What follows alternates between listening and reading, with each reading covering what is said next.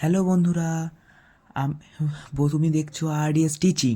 আজ আমরা ফিজিক্যাল সায়েন্সের প্রথম অধ্যায়ের পরিবেশের জন্য ভাবনা নিয়ে 21টি গুরুত্বপূর্ণ প্রশ্ন একদম স্টেপ বাই স্টেপ পড়ব। চলো শুরু করি। তার আগে এবার যদি আমি প্রথমবার এই ভিডিও বানাচ্ছি আর আমার চ্যানেল প্রথম, তো ভাই প্লিজ সাপোর্ট করো যাতে আমি আরও তোমাদের জন্য ভালো ভালো ভিডিও আনবো আর মাধ্যমিক সাজেশন আনবো তোমাদের জন্য। খুব শীঘ্রই ভিডিও প্রতিদিন আপলোড করব, ঠিক আছে? তো আজকের ভিডিওটা চলো শুরু করি। তো আজ আমরা পড়ব ফিজিক্যাল সায়েন্সের লেসন 1। আমরা এখানে সব রকম ইম্পর্টেন্ট প্রশ্ন পড়ব। আর ভিডিওর ভাই অনেকগুলো পার্ট হবে, ঠিক আছে ভাই? ভিডিওর অনেক পার্ট হবে, তো ওই পার্ট আমি এক একটা করে দেবো, ঠিক আছে? প্রতিদিন ভিডিও আপলোড করব আমি, তো আপনারা প্লিজ আমাকে সাপোর্ট করবে। আমি প্রথম 21টা প্রশ্ন আপনাদের দেব।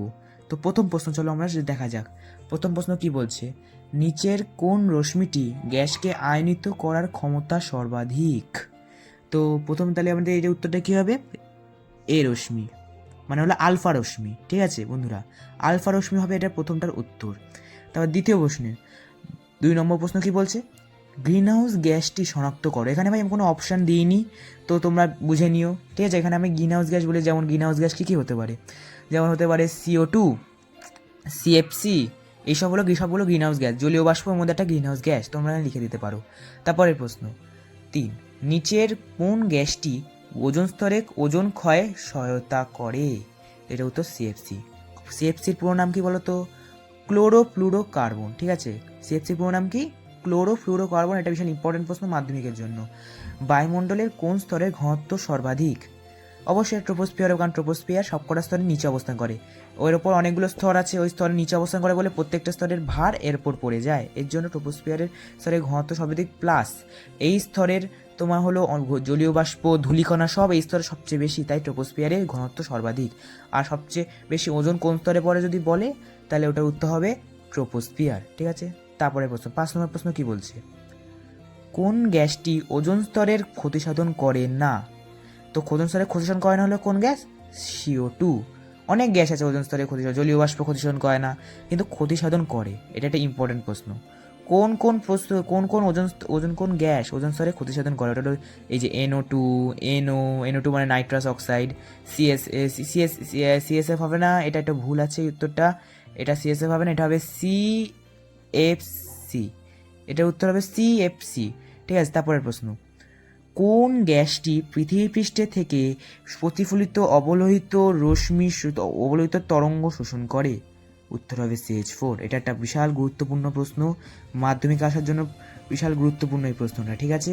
তারপরের প্রশ্ন, বিশ্ব উষ্ণায়নে কোন গ্যাসটির ভূমিকা সর্বাধিক? তো এই প্রশ্নটার উত্তর হবে হলো CO2। এই CO2 হলো, এই কোশ্চেনটাও খুব গুরুত্বপূর্ণ মাধ্যমিক পরীক্ষার জন্য, প্লাস পরীক্ষার পাবো স্কুলে যদি ফার্স্ট সামেটিভ পরীক্ষা হয় ওর জন্য বা টেস্টের জন্য, ঠিক আছে? তারপরের প্রশ্ন, বিশ্ব উষ্ণায়নের ক্ষেত্রে সবচেয়ে বেশি দায়ী রশ্মি কোনটি? বিশ্ব উষ্ণায়নের ক্ষেত্রে সবচেয়ে বেশি দায়ী, এটা হবে তোমার অবলোহিত রশ্মি। এটা তোমার অতিবেগুনি রশ্মি বা ওরকম কোনো কিছু হবে না, এটা হবে অবলোহিত রশ্মি। বেশিরভাগ রশ্মি বিশ্ব উষ্ণায়নের ক্ষেত্রে সবচেয়ে বেশি গুরুত্বপূর্ণ ভূমিকা পালন করে, তাই এখানে উত্তর হবে অবলোহিত রশ্মি। কেউ যদি পরীক্ষায় অতিবেগুনি রশ্মি বা অন্য কিছু লিখে আসে, ওটা কাটা যাবে। তারপরের প্রশ্ন, নিচের কোনটি গ্রিনহাউস গ্যাস নয়? কোনটি গ্রিনহাউস গ্যাস নয়? অক্সিজেন। অনেক গ্রিনহাউস গ্যাস না, বেশিরভাগ গ্যাসই, যেমন নাইট্রোজেন আছে আবার। তারপরের প্রশ্ন কি বলছে, বায়ুমণ্ডলের ওজনের মধ্যে ট্রোপোস্ফিয়ারের অন্তর্গত অংশ কত? এটার উত্তর হবে 75 ভাগ। এটা খুব একটা গুরুত্বপূর্ণ প্রশ্ন, এটাও মাধ্যমিকের জন্য খুব গুরুত্বপূর্ণ প্রশ্ন, প্লাস আমাদের স্কুলের পরীক্ষার জন্য খুব গুরুত্বপূর্ণ প্রশ্ন। তো ভাই তোমাদের এই যতগুলো এখন পর্যন্ত 10টা প্রশ্ন দেখানো হলো, ওই প্রশ্নের মধ্যে কোনো কোনো কঠিন লাগেনি তো? আর যদি কোনো কিছু আলাদা করে বুঝতে হয় যে প্রশ্নগুলো, এটা কমেন্টে জানিও। আর ভাই প্লিজ আমাদের ভিডিওটারে ভালো করে সাপোর্ট করো আমাদের চ্যানেলটাকে, আমি ভালো করে আপনাদের ভালো করে পড়ানোর চেষ্টা করি যতটা পারি আমি, ঠিক আছে? চলো তারপরে প্রশ্নের দিকে আমরা এগোই। তারপরে প্রশ্ন কি হচ্ছে, তারপরে প্রশ্ন কি বলছে, কোনটি বায়োগ্যাসের উপাদান নয়? উত্তর হবে অক্সিজেন। বায়োগ্যাসের উপাদান নয়, এখানে অপশান থাকতো কিন্তু অপশান লিখিনি, এখানে উত্তর হবে অক্সিজেন। তারপরে প্রশ্ন কি বলছে, গ্রিনহাউস এফেক্টে কার্বন ডাই অক্সাইড গ্যাসের অবদান কত শতাংশ? 50%। এটা অনেক বইতে 52%, 54% লেখা থাকে, তো ওটাও হবে, কিন্তু 50%টা একদম পারফেক্ট উত্তর। এটা লিখলে পরীক্ষায় কাটার কোনো সুযোগই থাকবে না। এটাও খুব গুরুত্বপূর্ণ প্রশ্ন মাধ্যমিক পরীক্ষার জন্য। তারপর প্রশ্ন 13, জীবাশ্ম জ্বালানির মধ্যে কোনটি সবচেয়ে কম দূষণ ঘটায় জীবাশ্ম জ্বালানির মধ্যে?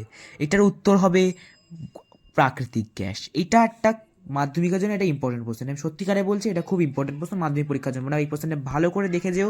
আর আমার এই কোশ্চেনগুলো আমি যে কটা প্রশ্ন দিয়েছি সব কটাই ইম্পর্টেন্ট, মধ্যে বেশিরভাগই অনেকগুলি মাধ্যমিক পরীক্ষায় এসছে, কোনটা 2000 সালে বা 2004 সালে বা 2017, 18 এরকম আছে, মধ্যে অনেক প্রশ্নই। তো ভাই প্লিজ সাপোর্ট করো আমাদের চ্যানেলকে, যাতে আমরা তোমাদের জন্য ভালো ভালো ভালো ভিডিও আনতে পারি। 14 দাগ, সিএফসি কোথায় ব্যবহৃত হয়? ফ্রিজে ব্যবহৃত হয়, তারপর এসিতে ব্যবহৃত হয়, তারপর তোমার হলো আর ভাই একটা কথা বলেছিলাম, আমরা একটা গুরুত্বপূর্ণ একটা কোশ্চেন বলেছি, এসিকে বাংলায় বলো তো কী বলে?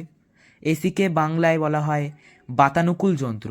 হ্যাঁ, এসি পরীক্ষা যদি বলে দেয় যে কী বলে সিএফসি কোথায় ব্যবহৃত হয়, অপশন একটা বাতানুকূল যন্ত্র দিয়ে দিল, তাহলে তোমার ওখানে উত্তরে তোমাকে বাতানুকূল যন্ত্র লিখতে হবে, কারণ ওটাই হলো তোমার এসি। তো ঠিক আছে, এটা বুঝতে হবে তোমাকে। তারপরের প্রশ্ন, কোন স্তরকে শান্তমণ্ডল বলা হয়? উত্তর স্ট্র্যাটোস্ফিয়ার। কোন স্তরকে বলা হয়? স্ট্র্যাটোস্ফিয়ারকে বলা হয়। কেন বলা হয় যদি কোশ্চেন বলে, তো আমরা কী লিখবো? কারণ শান্তমণ্ডল বলা হয় কারণ ওর মধ্যে কোনো ধূলিকণার পরিমাণ খুব কম থাকে, প্লাস এখানে কোনো ঝড় বৃষ্টি ঘূর্ণিঝড় কোনো কিছু ঘটে না, এর জন্য একে শান্তমণ্ডল বলা হয়। তাহলে যদি এবার কোশ্চেন করে পরীক্ষায় যে ক্ষুব্ধমণ্ডল কাকে বলা হয়, এটার উত্তর হবে ট্রোপোস্ফিয়ার। কারণ ট্রোপোস্ফিয়ারে সব রকম ঘূর্ণিঝড়, তাহলে তোমার তোমার হলো পরিচলন স্রোত, সমুদ্রের তরঙ্গ সব এই স্তরে ঘটে, তো তাই হবে এখানে ট্রোপোস্ফিয়ার। ঠিক আছে, ক্ষুব্ধমণ্ডল যদি বলে। তারপর প্রশ্ন, প্রধান গ্রিনহাউস গ্যাসের নাম লেখো। প্রধান গ্রিনহাউস গ্যাসের নাম কি? CO2। এটা আমরা আগেও পড়েছি, এটা তোমার এই কোশ্চেন 2017 সালে এসেছিল। ঠিক আছে, তারপরের প্রশ্ন, বায়ুমণ্ডলে কোন স্তর ক্ষতিকর অতিবেগুনি রশ্মিকে শোষণ করে? ওজোন স্তর। বায়ুমণ্ডলের কোন স্তর ক্ষতিকারক অতিবেগুনি রশ্মি শোষণ করে? এটা হবে ওজোন স্তর। স্ট্র্যাটোস্ফিয়ার লিখলেও হবে, ঠিক আছে, এখানে স্ট্র্যাটোস্ফিয়ার লেখা আছে, এটা লিখলেও হবে। কিন্তু যদি পরীক্ষা যদি বলে, তাহলে পরীক্ষা যদি কোশ্চেন দেয়, তুমি ওজোন, এটা এটা না লিখলেও হবে, তুমি লিখতে পারো ওজোন স্তর। ওজোন স্তরটা লিখে রাখবা, বা O2 স্তর, O3 স্তর, O3 স্তর। ঠিক আছে, একটু ব্যাখ্যা করে লিখতে হলে শর্ট কোশ্চেনে লিখবা, স্ট্র্যাটোস্ফিয়ারের অন্তর্গত ওজোন স্তর বায়ুমণ্ডলের ক্ষতিকর অতিবেগুনি রশ্মিকে শোষণ করে, এটা লিখলেও হয়ে যাবে, যথেষ্ট। বিশ্ব উষ্ণায়নের প্রধান কারণ কোনটি? জীবাশ্ম জ্বালানি দহন, এটা হলো প্রধান কারণ, যে বিশ্ব উষ্ণায়নের প্রধান কারণ এটা। এই কোশ্চেনটা বিশাল ইম্পর্টেন্ট প্রশ্ন, এই কোশ্চেনটা আসে মাধ্যমিকে। ঠিক আছে, এই প্রশ্ন কি, জীবাশ্ম জ্বালানি কি বলছে, বিশ্ব উষ্ণায়নের প্রধান কারণ কোনটি যদি বলে মাধ্যমিকে, তাহলে উত্তর হবে জীবাশ্ম জ্বালানির দহন। এটা একটা বিশাল ইম্পর্টেন্ট বলছে, প্রধান কারণ বলছে, অন্য কারণ লিখলে হবে না, এখানে জীবাশ্ম জ্বালানির দহনই লিখতে হবে, কারণ এটা খুব গুরুত্বপূর্ণ প্রশ্ন, প্লাস এটা প্রধান কারণ বলেছে, তো প্রধানই লিখতে হবে। তারপর কি বলেছে, বায়োগ্যাসের প্রধান উপাদান কি? মিথেন। অবশ্যই মিথেন, বায়োগ্যাসের প্রধান উপাদান মিথেন। বায়ুমণ্ডলে কোন স্তরে উল্কা ভস্মীভূত হয়? বায়ুমণ্ডলে কোন স্তরে ভস্মীভূত হয়? মেসোস্ফিয়ার। আর ভাই এখানে মাধ্যমিকে আরেকটা প্রশ্ন আসতে পারে যে বায়ুমণ্ডলের সবচেয়ে শীতলতম স্তর কোনটি? এটা একটা বিশাল, এটা ডবল স্টার প্রশ্ন, মাধ্যমিকে আসলেই আসে। ঠিক আছে, এইটার উত্তরও হবে মেসোস্ফিয়ার। ভূপৃষ্ঠের নিকটতম বায়ুমণ্ডলীয় স্তর কোনটি? ভূপৃষ্ঠের নিকটবর্তী বায়ুমণ্ডলীয় স্তর কোনটি? ট্রোপোস্ফিয়ার, এটা সবচেয়ে কাছে অবস্থান করে। তারপর কি, তারপর স্ট্র্যাটোস্ফিয়ার, তারপর মেসোস্ফিয়ার, তারপর থার্মোস্ফিয়ার, তারপর এক্সোস্ফিয়ার। ঠিক আছে ভাই, এখানে আমাদের 21টা প্রশ্ন শেষ হলো। এই আজের ভাই, তাহলে কেমন লাগলো ভিডিওটা? আর ভাই প্লিজ আমাদের সাপোর্ট করো, ঠিক আছে ভাই। আর আজকের এই 21টা শর্ট কোশ্চেন শেষ হলো, তাহলে আরও ভিডিও প্লাস এক্সাম টিপস এর জন্য সাবস্ক্রাইব করার বেল আইকন চাপো ভাই, আমাদের প্রথম চ্যানেল, প্রথম খুলেছি ভাই, একটু তোমরা যদি সাপোর্ট করো, তাহলে আমি আরও এরকম ইম্পর্টেন্ট প্রশ্ন আনতে পারি।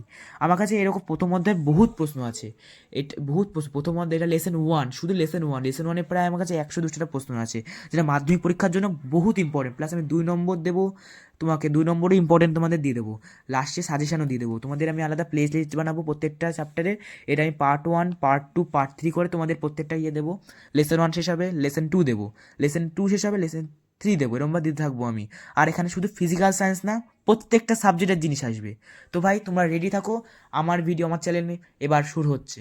তোমরা কোনো রকম টেনশন করো না, মাধ্যমিক পরীক্ষা তোমাদের আমি 100তে, তোমাদের আমি 90-70+ পাওয়াবই। 70+ কি, তুমি যদি আমার যদি কথা পুরো শোনো আর পুরো যদি ফলো করো, তুমি ভালো নম্বর পাবা। 80+, আমার কথা তুমি 80+ পেতে পারো। তোমাদের আমি এত কী করবো, তোমাদের বুঝিয়ে পড়াবো, সব কিছু পড়াবো, তুমি অঙ্ক থেকে শুরু করো, ইংলিশ সব পড়াবো আমি। ঠিক আছে, শুধু আমি রেগুলার ভিডিও আপলোড করবো, আর শর্টসও আপলোড করবো যাতে সুবিধা হয়। তো ভাই প্লিজ চাই আমাদের সাপোর্ট করো, চ্যানেলটাতে সাবস্ক্রাইব করে দাও আর বেল আইকন করে দাও, আর হলো এই ভিডিওটা লাইক করে কমেন্টে লিখে দাও ভিডিওটা কেমন হলো আর কোনো কিছু ভুল হচ্ছে নাকি ভিডিও করতে আমার। ঠিক আছে ভাই, তো আজকের ভিডিওর জন্য এইটুকুই। তো আবার দেখা হবে পরের পরের নেক্সট ভিডিওতে, এটা খুব শীঘ্রই আসবে, আমি প্রতিদিন ভিডিও আপলোড করব। ঠিক আছে তো ভাই, তো আজকের জন্য এইটুকুই। তো ভাই, তো টাটা, কি টাটা, হস, টাটা ভাই।